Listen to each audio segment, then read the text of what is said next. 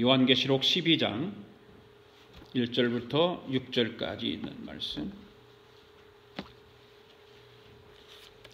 다 찾으셔서 일어나서 1절부터 6절까지 같이 읽겠습니다. 시작. 하늘에 큰 이적이 보이니 해를 옷 입은 한 여자가 있는데 그 발라 아래에는 달이 있고 그 머리에는 12별의 관을 썼더라. 이 여자가 아이를 베어 해산하게 되매 아파서 애를 쓰며 부르짖더라. 하늘에 또 다른 이적이 보이니 보라, 한 큰 용이 있어, 붉은 용이 있어 머리가 7이요 뿔이 10이라. 그 여러 머리에 7 왕관이 있는데 그 꼬리가 하늘의 별 3분의 1을 끌어다가 땅에 던지더라. 용이 해산하려는 여자 앞에서 그가 해산하면 그 아이를 삼키고자 하더니 여자가 아들을 낳으니 이는 장차 철장으로 만국을 다스릴 남자라. 그 아이를 하나님 앞과 그 보좌 앞으로 올려가더라. 그 여자가 광야로 도망하며 거기서 1260일 동안 그를 양육하기 위하여 하나님께서 예비하신 곳이 있더라. 아멘. 오늘도 성경을 높이 들고 우리 함께 같이 고백할 수 있기를 바랍니다. 시작. 나는 성경에 기록한 말씀이 하나님의 말씀인 것을 믿습니다. 나는 하나님의 말씀이 살아있는 말씀으로 믿습니다. 나는 하나님의 말씀이 조금도 오류가 없음을 믿습니다. 오늘도 하나님 말씀을 배우면서 그 말씀을 깊이 묵상하고 마음에 받아들여 꼭 변화되기를 고백하며 이제 절대로 부패되지 않고 불멸하고 영원한 하나님의 말씀을 듣게 될 것인데 오늘 하나님의 말씀을 통하여 반드시 내 삶이 변화될 것을 예수님의 이름으로 기도하며 다짐합니다. 아멘. 앉으시기 바랍니다.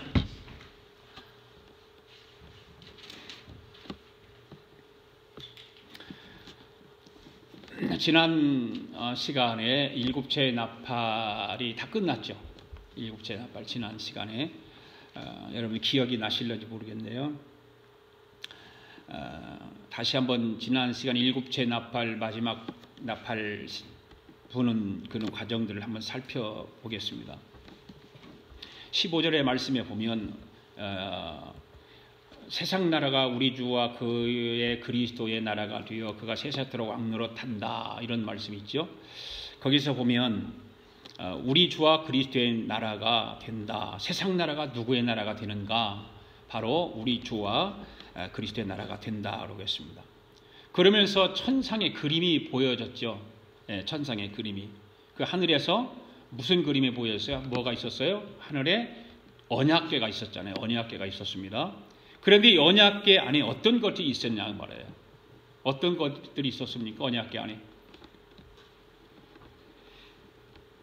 기억 안 나세요? 만나를 담은 항아리. 그렇죠? 또 뭐가 들었어요? 모세 쌍난 뭐예요? 지팡이. 또 하나는 모세가 시내산에 가서 받았던 첫 번째 받은 것은 깨졌죠. 깨트려졌어요. 우상숭배, 백성들이 우상숭배함으로 인해서 모세가 화가 나서 그냥 던져서 깨졌어요. 그래 그거를 가루로 만들어 가지고 먹여서 죽은 사람이 있었잖아요. 그 두 번째 받은 돌판, 10계명이 새겨진 돌판, 이 세 가지가 그 안에 들어 있어요. 이거는 기본적으로 좀 알아둬야 돼요. 기본적으로 그 언약궤 안에 이스라엘 백성들에게는 그 언약궤가 상당히 중요한 거였잖아요. 그 언약궤를 가지고 이동을 하고 또 이 장막에서 예배를 드릴 때 언약궤를 모셔놓고 예배를 드리고 그랬지 않습니까? 그렇기 때문에 언약궤가 굉장히 중요한 거예요. 그래서 이 세 가지를 꼭 여러분들 기억해야 돼요. 이 세 가지가 담겨져 있는 그 언약궤 그 안에 들어있는 이 세 가지 표면적으로는 기적을 나타내는 그런 내용들이 있잖아요. 그런데 그 안에를 깊이 들여다보면서 제가 설명을 드렸잖아요. 뭐예요? 인간의 모든 죄가 하나님의 앞에서 인간들이 죄인이다는 거예요. 죄인이다. 그것을 가르쳐주고 있는 내용을 담고 있다. 그 안에는 모든 하나하나 설명을 다 하면서 인간은 모두가 죄인이다고 하는 것을 설명을 했습니다. 그리고 그러면서 지난주에 언약궤를 그림으로 영상으로 보여드리면서 그 언약궤가 무엇을 만들어졌는가? 아카시아 나무로 만들어졌는데 그 겉은 뭐로 쌓았다? 금으로 쌓여졌다. 금으로 쌓여져 있는 거예요. 금으로. 그리고 맨 위에는 어떻게 돼? 그림이 보니까 양쪽에 이렇게 천사들이 위에서 그 지붕을 내려다보는 형태로 만들어져 있어요. 그런 곳에 대제사장이 1년에 한 번 양을 잡아서 양의 피를 가지고 와서 그 지붕에 쏟지요. 부어요. 그 어린 양의 피를 맨 위에 지붕같이 생긴 것 붓는데 그 지붕 위를 뭐라고 말한다고 그랬냐면 시은좌다 그래. 시은좌. 이 시은좌다라고 하는 말은 바로 이곳이 하나님의 은혜가 베풀어지는 곳이다 그런 뜻이에요. 이곳이 하나님의 은혜가 베풀어지는 곳이다.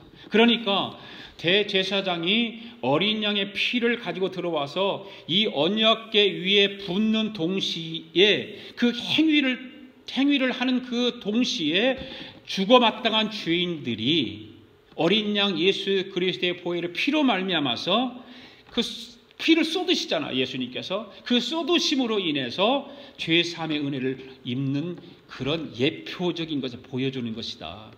그렇게 설명을 드렸죠. 그런데 7번째 나팔이 부러지는 과정 가운데서 그 내용이 무엇을 구체적으로 설명하고 있는가 말해요. 무엇이냐? 이 언약궤가 말하고자 하는 내용은 바로 하나님께서 택한 백성들을 위해서 어린 양의 보혈을 의미하는 거예요. 어린 양의 보혈의 피를 그 일을 반드시 이루겠다.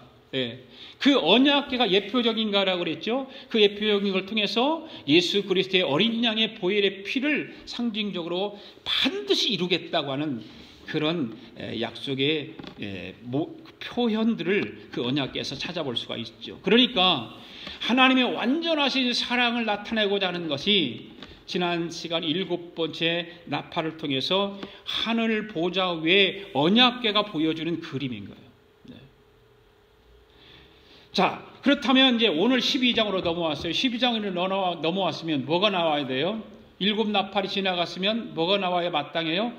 7 대접이 나와야 되는데 7 대접이 안 나오고 또 12장, 13장, 14장 거치면서 중간에 어떤 그 요한계시록의 중간의 모습들을 이제 보여주면서 더 힘들어지는, 까다로워지는, 또 우리가 이해하지 못하는 그런 이야기들이 참 많이 있어요.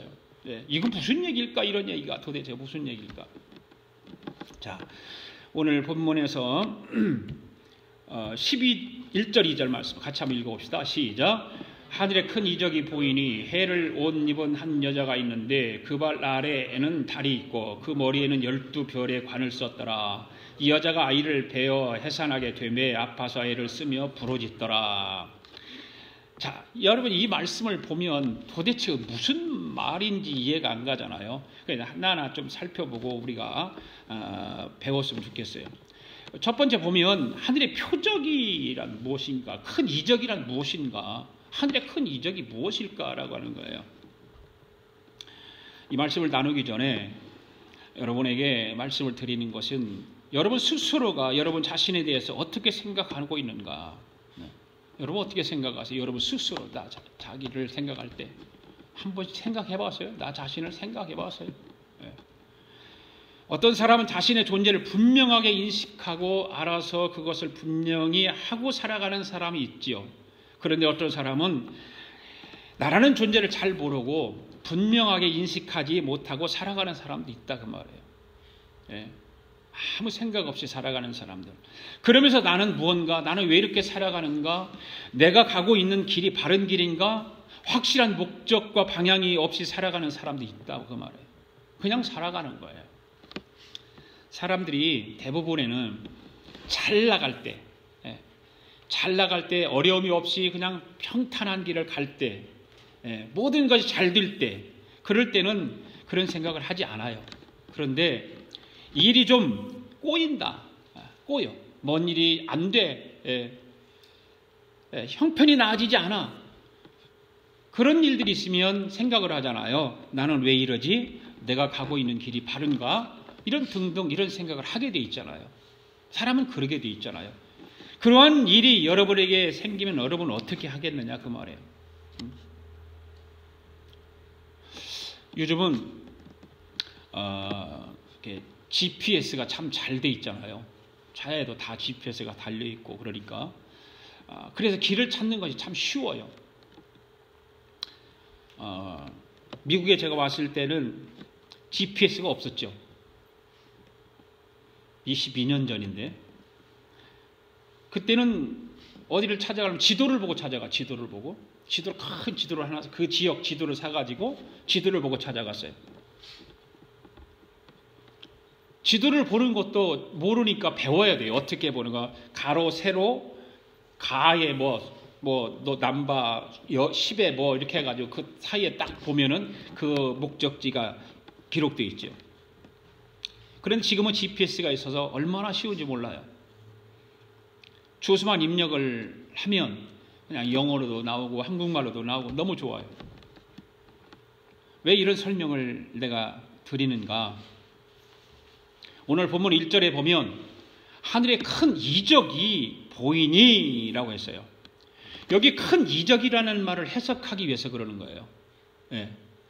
여러분 이적이라고 하면 무엇이 생각나요? 이적이 뭘까요? 기적이 이적이죠. 흔히 그러잖아요. 이적하면 기적을 베푸는 것. 그러니까 예수님이 물로 포도주를 만드는 것, 그게 이적이죠. 죽은 나사로를 살리는 거 이적이죠. 눈먼 병자를 눈 뜨게 한다 이적이죠. 안진무기를 일으키는 이적이죠. 그렇죠. 그걸 이적이라고 보통 그래요. 그런데 오늘 본문 전체를 보면 그것도 포함되어 있지만 그런 이적이 아니라는 거예요.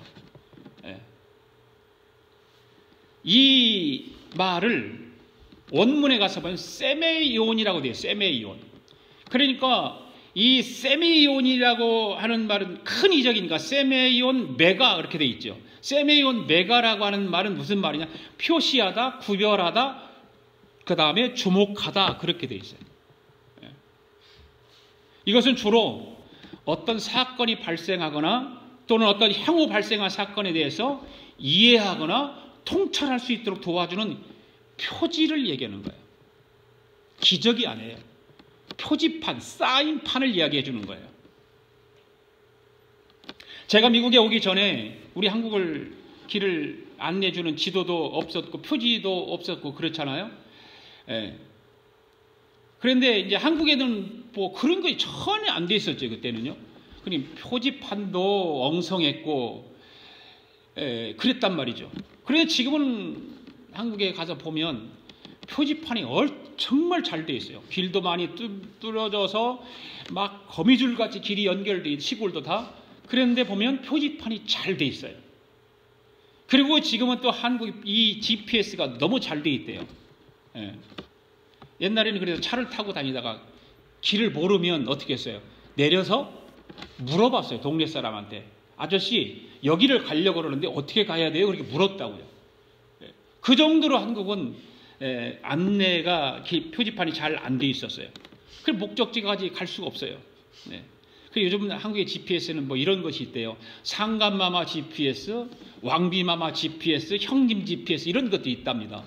틀으면 상감마마 어디로 모실까요? 그런데요. 그런 식으로 GPS가 여러 형태 많이 나와 있대요. 그래 어떤 사람들은 GPS가 있음에도 불구하고 자기 경험에 의해서 길을 찾아가는 사람도 있어요. 확실하지 않은데 자기가 얼핏게 생각해 보니까 이렇게 가면 될 것 같아요. GPS를 꺼버리고 안내하는 걸 무시해버리고 자기 경험에 의해서 가요. 그러다 보면 틀려요. 엉뚱한 목적지를 가게 돼 있어요. 그런데 그런 사람들은 반드시 뭐예요? 그런 목적지를 가지 못하고 엉뚱한 데 간다 그 말입니다. 반드시 뭐를 보고 가야 되냐면 그 표지판을 보고 가야 돼요. GPS를 보고 가야 돼요. 전투기를 조종하는 사람들에게는 철칙으로 공부하는 것이 있답니다. 전투기를 공부. 전투기를 타면 그냥 똑바로 가는 것이 아니잖아요. 전투기를 막 가다가 막 휙 돌기도 하고 막 뒤집어지기도 하고 막 그러잖아요. 전투기는 전쟁을 하는 그런 비행기니까. 그런데 그 전투기 조종사들에게는 교육을 가르칠 때에 절대 자기 경험으로 가지 말아라. 철저하게 계집판을 주시하라. 예. 그 교육을 철저하게 가르친다는 거예요. 왜 그럴까요?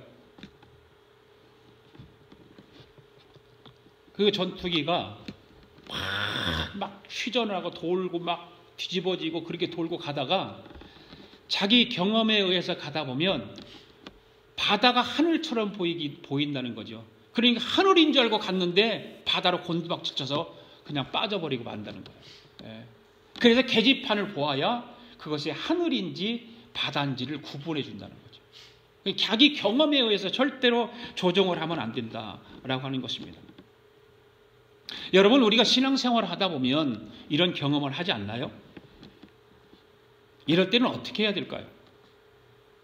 우리가 신앙인으로서 믿음의 사람으로서 이런 어려움이 우리 앞에 있을 때 우리는 무엇을 보아야 될까요? 우리에게 주어진 계집판이 있잖아요. 표지판이 있잖아요. 우리에게 사인판이 있잖아요. 그게 뭐예요? 바로 하나님의 말씀이잖아요. 하나님 말씀이라고 하는 표지판을 의지하고 목표를 향해서 가야 하는 것이 우리의 본분이에요. 우리에게 어려움이 있을 때, 그렇게 길을 잘 모르고 방황할 때에 천국을 향해서, 하늘나라를 향해서 가는 우리의 목적지를 향해서 가는데 우리에게는 많은 어려움들이 있어요.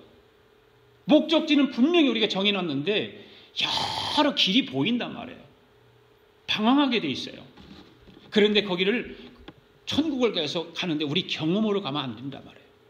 하나님께서 말씀하시는 하나님 말씀 붙들고 가야 되는 거예요. 우리가 시대적으로 보면 예수 그리스도를 구세주로 믿는 사람들에게 참 힘들고 어려운 시대에 우리는 신앙생활하며 살아가고 있잖아요. 많은 유혹들이 우리 앞에 있어요. 교회에서 모든 험한 일을 감당하고 있는 모든 성도들을, 또 목회적 사명을 감당하는 그 사명 가운데서 어렵게 사명을 감당하는 목회자들에게 하나님께서 우리에게 뭘 보여주시겠냔 말이에요. 하늘의 이적을 보여주고 있다, 그 말이에요. 그 하늘의 이적이 뭐예요? 하나님의 말씀이에요. 여기서 크다라고 하는 말은 무슨 말이냐? 메가라고 하는 그런 단어지만 그런 어떤 물체가 크다는 의미가 아니에요. 크다.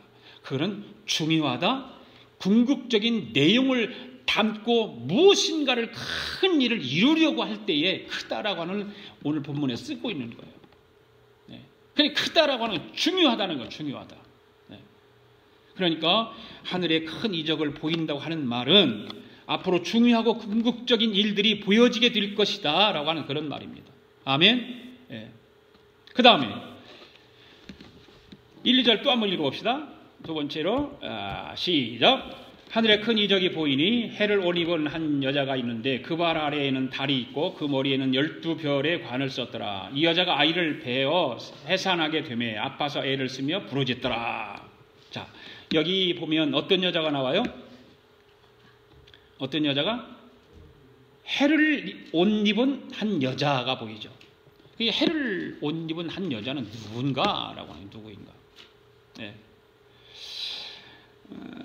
우리가 오늘 말씀을, 계시록의 말씀을 이해하고 또 읽고 들어야 할 것은, 내가 계시록을 강의를 하면서 계시록은 어떤 문학에 속해 있다 그랬죠? 묵시 문학에 속해 있다. 유대 문학과 묵시 문학에 속해 있다. 그래, 문학적인 그런 단어 용어들이 많이 있고, 그런 것들이 계시록에는, 묵시 문학 속에는 많이 들어 있어요. 그러니까 오늘 이 말씀을 잘 들어야 하는 것은 뭐냐면, 해를 옷 입은 여자가 있는데 그 발 아래 뭐가 있어요? 발 아래는 달이 있고 머리에는 12별의 관을 쓰고 있어요. 그렇죠? 여러분, 지금 그 그림이 무엇을 의미하는 것일까? 이 그림이 과연 무엇을 의미하냐 말이에요. 그런데 이 말씀을 이해하고 우리가 해석을 듣기 위해서는 성경을 찾아봐야 돼요. 예. 구약 성경에서 이러한 이야기를 뭐라고 하고 있는가? 이런 이야기들이 어느 성경에 또 있는가? 네. 한번 찾아봐야 되겠죠. 그 대표적인 예가 창세기란 말이에요. 창세기 31장 9절 시작. 요셉이 다시 꿈을 꾸고 그의 형제들에게 말하 이르되 내가 또 꿈을 꾼즉 해와 달과 11별이 내게 절하더이다. 여기 뭐가 나와요? 계시록 2장에 나왔던 12장에 나왔던 1절 2절에서 뭐가 나와요? 해와 달과 별이 나오잖아요. 똑같이 나오죠. 그렇죠? 예. 이 장면은 무엇을 의미하는가? 예. 지금 창세기 37장 9절에서는 무엇을 의미하고 있냐라는 거예요. 이 말은 요셉 때문에 많은 만민이 먹고 살게 될 것이다 라고 하는 그림을 보여주고 있는 거예요. 예. 요셉이 이것을 알고 있었을까요? 몰랐을까요? 요셉은 몰랐겠죠. 그런데 하나님께서는 이 모든 것을 계획하고 계셨다 그 말이에요. 예, 모든 것을. 그래서 구약 성경에서 해, 달, 별들을 무엇을 의미하느냐? 바로 자손을 의미한다. 자손들. 예, 잘 들으세요. 당신은 부의 상징이 뭐였냐면 자손이 많은 거였어요. 자손이. 예. 야곱이 몇 아들이 있어요? 야곱이 아들이 몇 명이었어요? 야곱의 아들 12명의 아들이 있잖아요. 12명의 아들이 있었잖아요. 네. 그런데 전쟁은 계속 난단 말이죠. 그런 전쟁 가운데서도 정말 그 자손이 많아야 좀 안정감 있게 사는데 그러지 못한다. 그 대표적인 예가 누구예요? 아브라함이죠. 아브라함. 자손이 없어서 고민을 하고 있을 때 하나님께서 아브라함을 데리고 어디로 가요? 밖으로 나가서 밤에 뭘 보여주나요? 하늘에 별을 보여줘요. 별을. 네. 별을 보여주고 있는 거예요. 그러면서 무슨 말씀을 해요? 임양 집사. 뭔 말을 해요?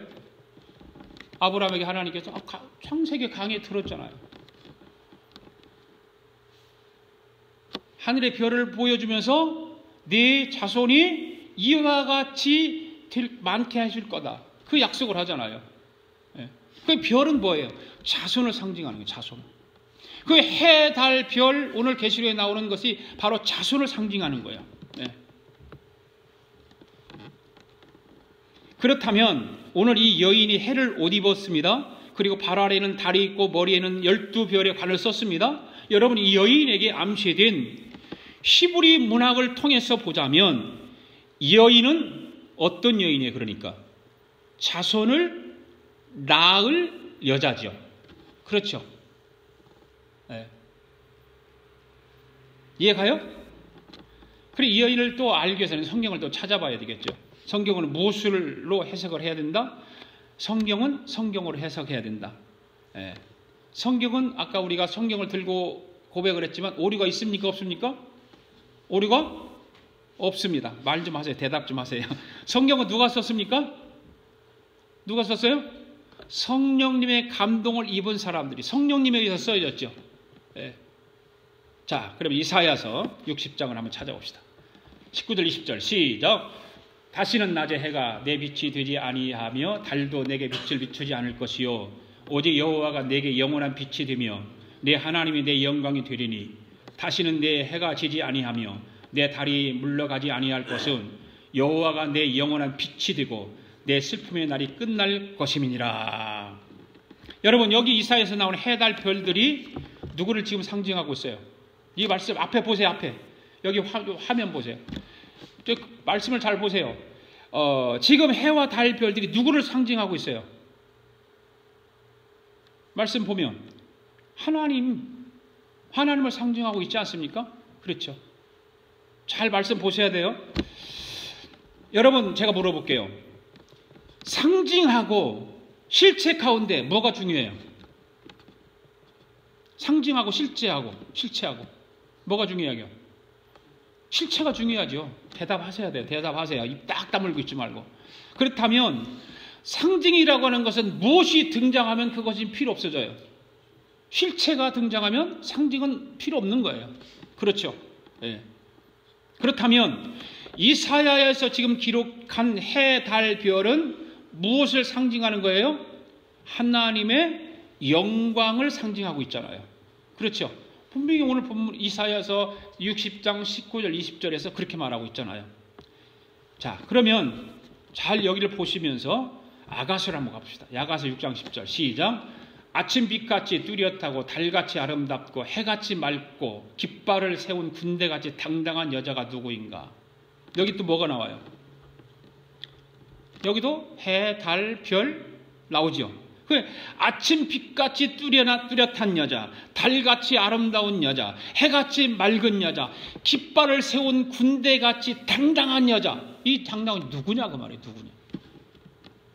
네. 누군가 알려면 다시 아가서 6장 11절 13절 읽어보면 누군가를 알 수 있어요. 시작. 골짜기에 푸른 초막을 보려고 포도나무가 순이 났는가? 석류나무가 꽃이 피었는가? 알려고 내가 호도 동산으로 내려갔을 때에 부지 중에 내 마음이 나를 내 귀한 백성의 수레 가운데 이르게 하였구나. 돌아오고 돌아오라 술람이 여자야. 돌아오고 돌아오라 우리가 너를 보게 하리라. 누구예요? 술람이 여자예요. 신랑의 신부가 될 술람이 여자예요. 네.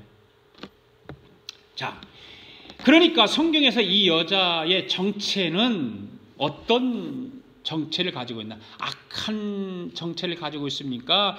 아니면 선한 속성을 가지고 있습니까? 이 여자는 선한 속성을 가지고 있어요. 그렇죠? 악한 속성을 가지고 있지 않아요. 또 성경을 한 군데 더 봅시다. 이사야서 26장 시작. 여호와여 그들이 환난 중에 주를 앙모하여 싸우며 주의 징벌이 그들에게 임할 때 그들이 간절히 주께 기도하였나이다. 여호와여 잉태한 여인이 산기가 임박하여 산고를 겪으며 부르짖음같이 우리가 주 앞에서 그와 같으이다. 자, 이 말씀을 보면 앞에서 계시록 12장의 1절 2절 말씀하고 여기 지금 말씀하고 비교가 돼야 안 돼요. 같죠? 네, 다 이따 보여줄 테니 보세요. 자, 또 계시록 2장 2절 말씀 보세요. 이 말씀과 지금 16절 17절의 말씀에서 비교를 해보면 같은 말씀에 틀린 말씀이에요. 같은 말씀이죠. 그렇죠? 그런데 이사야에서 이 여인이 산고를 겪는데 어느 때인가? 이사야에서는 산고를 겪어요. 16절 다시 보세요. 여호와의 잉태한 여인이 산기가 임박하여 산고를 겪으며 부르짖음같이, 그렇죠, 산고를 겪고 있습니다. 그렇죠? 네. 그런데 계시록의 말씀을 보아서는 이 여인이 산고를 겪는지 알 수가 없잖아요. 이 여자가 아이를 베어 해산하게 되매 아파서 애를 쓰며 부르짖더라. 산고를 겪는 것을 알 수가 없어요. 그런데 이사야서를 보면 이유가 나와 있어요? 있습니까? 없습니까? 아주 정확하게 나와 있잖아요. 네. 이 여인의 상태가 어떤가? 산고를 겪고 있습니다. 그런데 그들이 징벌을 받아서 고통을 받을 환난의 때에 산고를 겪고 있다. 그렇게 이사야서는 기록하고 있어요. 그러니까 이것은 좀 어렵게 여러분에게 들릴 수 있어요. 이것이 시대적으로 무엇을 말하는가 하면 히브리 민족이 있잖아. 히브리 민족이 우리가 계시록을 처음에 할 때 그 믿는 사람들의 대적의 나라들이 있었잖아요. 아수르라든지 바벨론이라든지 이런 나라 있었잖아요. 그 시대적으로 그 히브리 민족들에게 아수르 백성들이 쳐들어와 가지고 이 백성들을 지배하고 멸절시키려고 할 때 그것을 뭐라고 말하냐면 해산의 고통이다, 그렇게 말을 해요. 네, 해산의 고통이다. 그런데 이 여인이 아이를 낳아서 그 아이가 이 고난과 환난의 때를 뒤집어서 엎어주어야 되잖아요. 그렇죠? 그 아이가 태어나서 엎어줘야 돼요. 뒤집어서 확 그냥 그들을 물리쳐야 돼요. 자, 여러분 이사야서 26장 17절의 말씀을 보면 뭐라고 되어 있어요? 계시록의 말씀과 같지 않아요? 12절하고 17절하고 잘 비교하면 같은 말씀이잖아요. 그런데 여기서 이사야서 18절의 말씀을 다시 한번 봅시다. 26장 18절이요. 자, 18절의 말씀은 제가 읽어드릴 테니까 보세요. 들어보세요. 우리가 잉태하고 산고를 당했을지라도 바람을 낳은 것 같아서 땅에 구원을 베풀지 못하였고 세계의 거민을 출산하지 못하였나이다. 그렇게 기록되어 있어요. 그러니까 이 말씀을 보면 이 여인이 해산을 했어야 안 했어요? 했죠. 그런데 무엇을 해산한 것과 같다고 말했냐면 바람을 낳은 것과 같다 그렇게 말하고 있어요. 이사야서 26장 18절에서. 그러니까 이사야서를 보면 이 여인의 해산의 고통이 이 민족을 어찌하지 못했다고 하냐면 구원하지 못했다 이렇게 말하고 있어요. 구원하지 못했다. 자, 그러면 22장 2절을 보세요. 계시록. 여기서 보면 이 여자가 아이를 배어서 해산하게 되매 아파서 애를 쓰며 부르짖더라 그렇게 돼 있어요. 이 말씀을 보면 이 여인이 아이를 해산을 합니까? 해산을 못합니까? 결국에 가면 해산을 하게 돼 있어요. 해요. 근데 여기서 보면 해산을 아직 못하고 있어요. 결국은 가면 이 여인이 계시록의 이 여자가 만국의 왕으로서의 민족을 구원할 아이를 해산을 합니다. 여러분, 이 여자가 낳은 아이가 누굴까요? 예수 그리스도예요. 그런데 히브리 사람들에게 보면 여기는 여자가 아이를 낳는데 히브리 사람들에게 혈통을 이렇게 보면 성경에서 그러잖아요. 여자 이름이 많이 나오지 않죠. 아브라함이 누구를 낳아요? 이삭을 낳고 이삭이 야곱을 낳고 그렇게 가잖아요. 혈통이 남자의 혈통을 따라 가지 않습니까? 그렇잖아요. 그런데 이 아이만은 누구의 혈통으로 태어나냐면 여자의 혈통으로 태어난다 그 말이에요. 굉장히 중요한 말씀이에요. 그런데 오늘 본문에 보면 왜 이 여자에 낳는 걸로 되어 있는가? 이건 기독론적 그런 부분이기 때문에 잘 들어두면 여러분들이 굉장히 유익해요. 왜 히브리인들의 관습과는 달리 여자애가 아이를 낳는 걸로 되었을까? 여러분이 한번 질문 한번 할게요. 예수님은 남자의 후손입니까? 여자의 후손입니까? 여자의 후손이죠. 예수님은 여자의 후손이에요. 남자의 후손이 아니에요. 왜 여자의 후손일까요? 중요한 거, 이거 기독론이기 때문에 여러분 굉장히 구원관하고 연관되게 중요한 거예요. 예수님은 죄인의 혈통으로 와서는 절대 안 되죠. 그래, 여자의 후손인데 그 여자가 어떤 여자였어요? 동정녀였다는 거, 동정녀. 그게 중요한 거예요, 그것이. 그래서 예수님은 여인의 후손이라고 성경에서 말하고 있는 거예요. 그러니까 예수님을 가르쳐서 여인의 후손이라고 말하는 이유는 단순히 여자가 아이를 낳았다는 말이 아니라 그 말이죠. 그런데 이 여자가 낳은 아들이 계시록 5절에 가서 보면 뭐라고 그랬어요? 예수 그리스도를 가리키는 것이 분명하다 그 말이에요. 분명하다. 그렇지만 여자를, 그런데 누구냐 그러면 여자가 누구라고 생각하세요 여러분들? 누구라고 생각하세요? 문자적으로만 보면 누구예요? 문자적으로만 보면 마리아죠. 문자적으로만 보면 마리아예요. 그런데 이것에 대해서 여러 학자들이 해석을 달리 하고 있어요. 천주교에서만 마리아라고 주장을 해요.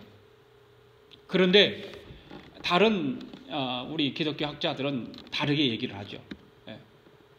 교회다. 아마 그 어떤 하나님 백성들의 공동체다. 이렇게 말을 하죠.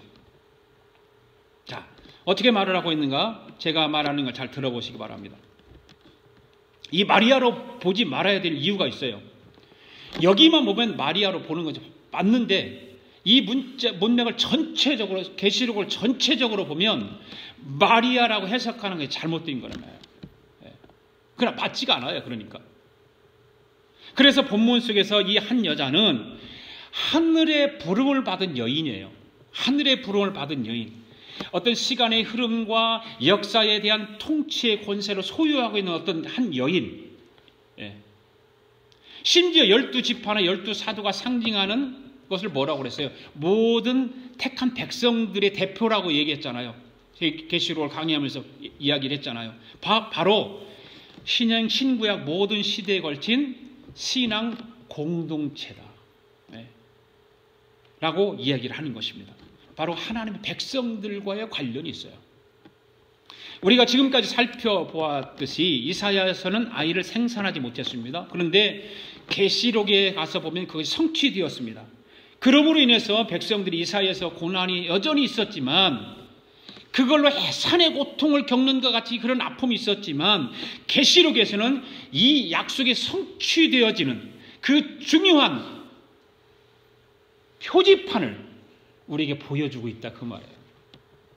그 이적이 바로 그 표지판이 그거예요. 온 세상을 철장 권세를 가지고 다스릴 예수 그리스도를 우리에게 표지판으로 보여주고 있다. 아멘. 이해 가세요, 여러분들이요? 마지막으로 성경을 한 개 더 봅시다. 이사야서 66장 7절 9절 시작. 시온은 진통을 하기 전에 해산하며 고통을 당하기 전에 나말을 낳았으니 이러한 일을 들은 자가 누구이며 이러한 일들을 본 자가 누구이냐. 나라가 어찌 하루에 생기겠으며 민족이 어찌 한순간에 태어나겠느냐. 그러나 시온은 진통하는 즉시 그 아들을 순산하였도다. 여러분, 이 말씀을 보게 되면 아들을 어떻게 하게 되었다고 되어 있어요? 순산하게 되어 있다. 이 말은 뭐예요? 구원이 이루어졌다, 그 말이에요. 아이가 태어났어요. 그런데 문제는 이 아이가 어떻게 되었는가 하는 거예요. 그것을 알기 위해서는 또 다른 성경을 봐야 돼요. 시편 2장 7절부터 시작. 내가 여호와의 명령을 전하노라. 여호와께서 내게 이르노시되 너는 내 아들이라. 오늘 내가 너를 낳았도다. 내게 구하라. 내가 이방 나라를 내 유업으로 주리니 내 소유가 땅끝까지 이르리라. 네가 철장으로 그들을 깨트리며 질그릇같이 부수리라 하시도다. 아멘. 자, 이 말씀을 보면 철장으로 그들을 깨트리며 질그릇같이 부수리라 하시도다. 그렇게 돼 있죠. 자, 그럼 또 7절 한번 보죠. 7절에 뭐라고 해서 내가 여호와의 명령을 전하노라. 여호와께서 내게 이르노니 너는 내 아들이라. 오늘 내가 너를 낳았도다. 여기서 말하는 이 아들은 누구예요? 장차 오실 구약이니까 오실 메시아이신 그리스도를 소개하고 있잖아요. 그렇죠. 시편은 구약입니다. 그럼 오신 메시아가 아니라 오실 메시아를 설명하고 있는 거예요. 그 아들이 무슨 권세를 가지고 있어요? 철장의 권세를 가지고 있잖아요. 그렇죠? 철장의 권세를 가지고 그들을 어떻게 한다? 깨트려 버리겠다. 질그릇같이 부숴버리겠다. 그런 말씀을 구약에서 예표적으로 하고 있어요. 이 배경과 해석을 가지고 오늘 본문 12장으로 와보세요. 12장 5절 시작. 여자가 아들을 낳으니, 여기는 낳으리니가 아니라 낳다 그랬어요. 낳았다. 그리고 이는 장차 철장으로 만국을 다스릴 남자라. 그 아이를 하나님 앞과 그 보호자 앞으로 올려가더라. 이건 다음 주일에 설명을 할 텐데, 결국 이 철장의 권세를 가지고 태어난 사람은 누구예요? 바로 예수 그리스도다. 예수 그리스도라고 설명을 하고 있어요. 다시 말하자면 지금 반모섬에서 보여진 큰 이적이 있어요. 이 큰 이적이 누가 보고 있어요? 누구예요? 요한. 요한이 지금 보고 있어요. 요한이 보고 있어요. 지금 요한은 가장 혼돈과 무기력함과 그런 가운데 지금 유배되어 있어요. 어디에? 반모섬에. 요한이 그 그림을 보니까 철장의 권세를 가지시고 만국을 다스리시고 이 땅에서 고통받는 사람들을 구원하실 그 커다란 사인이 보여지는 거예요. 그 고통 가운데 유배되어 있는, 암흑 가운데 있는 그 무기력한 상태인 요한에게 그 사인판이 보여지는 거예요. 할렐루야. 여러분, 그렇습니다. 오늘 본문에서 해를 옷 입은 여자가 새 생명을 해산하기 위해서는 고통을 반드시 겪어야 하듯이 오늘 우리도 그리스도의 다시 오심과 하나님의 새 시대를 맞이하기 위해서는 반드시 해산하는 듯한 고통을 감내해야 한다 그 말이에요. 해산하는 고통이 먼저 있어야만 새 시대가 도래한다. 해산하는 고통이 없이는 새 시대가 오지 않는 거예요. 그러므로 새 시대를 위한 고통이야말로 오늘의 교회 안에 모든 지도자들과 성도들의 몫인 거예요. 초대교회 성도들은 이 몫을 잘 감당했잖아요. 도미티안 황제, 네로 황제 이런 사람들이 통치를 할 때 기독교인들은 엄청난 고통 가운데 있었대요. 해산의 고통을 감내하면서 자기 신앙을 지켰던 사람들이 바로 그 사람들이에요. 네.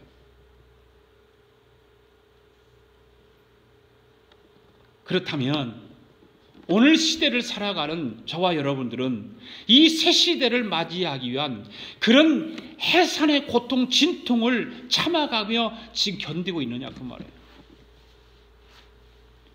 다시 오실 주님의 길을 예배하는 아픔이 여러분 삶 속에 있느냐 그 말이에요.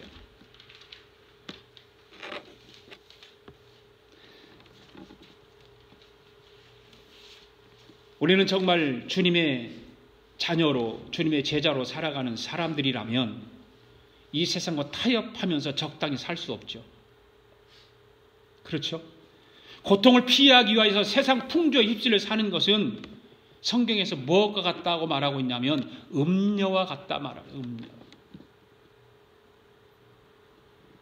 하나님 나라를 소망하는 성도라면 마땅히 믿음을 지키는 데서 오는 해산의 고통을 자기의 것으로 받아들이고 그 고통을 감내하며 살아갈 때에 그 표지판을 우리에게 보여주신 그 하나님께서 우리를 향해서 영광의 찬양을 받으시기 합당하지 않겠어요?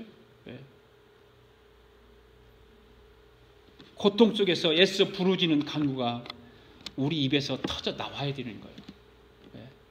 간구하고 기도하고. 네. 저는 우리 교우들이 그렇게 되기를 소망해요. 예수 그리스도가 저와 여러분의 표지판이 되시는 길이요 진리요 생명이시다는 것을 믿으시기 바라고. 네. 예수 그리스도가 우리의 최종적인 목적지라는 사실을 날마다 확인하며 바라보는 은혜가 있기를 축복합니다. 그리고 지금도 믿음으로 달려가게 하시고 최종적인 믿음의 총착역까지 달려갈 수 있도록 오늘도 우리 앞에 그 큰 이적을 보여주시고 계시는 줄로 믿습니다. 할렐루야. 네. 우리 다 일어나셔서 함께 찬양 하나님 앞에 올려드리며 11조와 일반 헌금을 하나님 앞에 드리도록 하겠습니다. 주 하나님 독생자 예수 날 위하여 오시었네.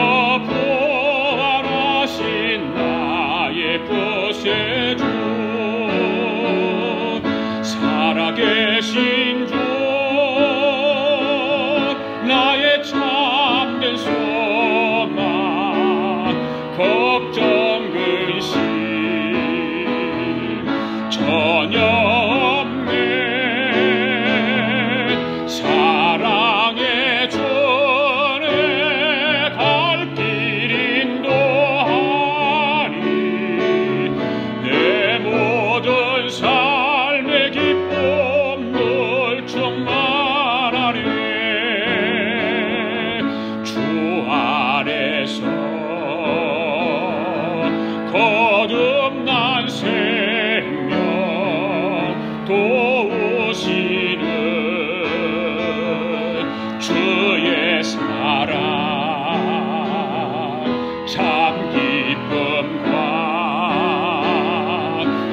확신 가지고 예수님의 도우심을 믿으며 살리 살아계신 주 나의 참된 소망 걱정 근심 전혀 없네 사랑의 전에 갈 길 인도하니 내 모든 삶의 기쁨 늘 충만하네 그 언젠가 죽을 때까지 주를 위해 싸우리라 승리의 길 멀고 험해도 주님께서 나의 앞길 지켜주시리 살아계신 주 나의 참된 소망 걱정 근심 전혀 없네 사랑의 전에 갈 길 인도하리 내 모든 삶의 기쁨 늘 충만하 살아계신 주 살아계신 주